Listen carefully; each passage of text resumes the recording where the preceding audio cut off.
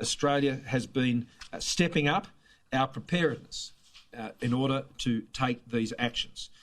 There is a consultation process that goes around these sanctions under the legislation, so we can fully understand supply chain impacts, and that is very important, as was the discussions with the banks by the Treasurer earlier today. But we have been stepping up our response, particularly in relation to counter-espionage, which we were briefed on today. AUSTRAC, I've already mentioned, who work together closely with APRA to ensure that we're keeping a close watch on suspicious financial transactions. In addition to that, we have already been taking action on cyber defences, and that has been done privately already with many companies, alerting them to the risk of potential counter-responses by Russia and other actors in response to these decisions. There is no evidence that any such attacks have taken place to date, I'm advised, but we are now publicly saying right across the country to go to the ASD website so you can be clearly informed of the steps that you should be taking to ensure that you are protected as best as you can be from any cyber attacks.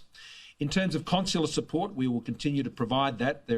We believe up to around 1,400 Australians who are in Ukraine. There is 184 who have registered and we're dealing with directly, and we have been warning them for some time now to make their way out of Ukraine.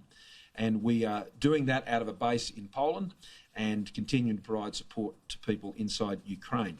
I've also instructed today the Minister for Immigration to accelerate the conclusion of Ukrainian visa applications to Australia. They will go to the top of the pile, and I've asked for those to be concluded urgently. There are some 430, roughly, applications from Ukrainian citizens to come to Australia. They're across a range of different visa classes, student visas, family visas and others. And so I've asked for those to be concluded, so there's the opportunity for people who've been in that process to come to Australia. There are some 1,027 Ukrainians outside of Australia who have visas to enter Australia, and of course they would be welcomed. We will work very closely, especially with Poland, but other European partners, to deal with the likelihood of displaced persons coming into their countries. This is where we think we can provide some quite effective assistance. I'll be speaking next week to the Polish Prime Minister. I'll be speaking tonight to the Ukrainian Prime Minister and discussing these matters. We will be in a position there, as we have on many other occasions for displaced persons, in providing direct assistance in terms of where they will be, humanitarian support for where they will be.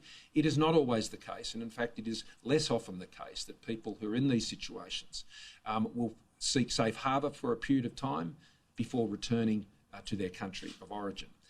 At this stage, it is too uncertain to predict how long that could be or what circumstances will be.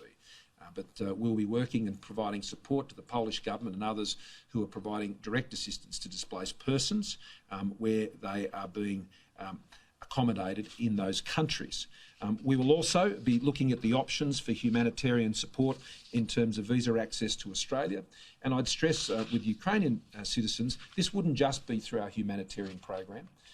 It would be through the many streams of our migration program: skilled migration, student visas, other visas, family reunion visas, things of that nature. So I would expect that we'd be able to provide that support through those many channels. But we're still in the very early stages of that. Right now, our greatest concern is the invasion itself, and our concerns for the safety and welfare of people who are in the firing line there in Ukraine, and they're in the firing line of Russian guns and Russian tanks and Russian planes and Russian missiles. That's what's being aimed at the people of Ukraine. It is unacceptable, and it won't be stood for by the international community and all nations who want to stand up to bullies should do so now, as so many have done. And Australia, as always, is pleased to be doing that.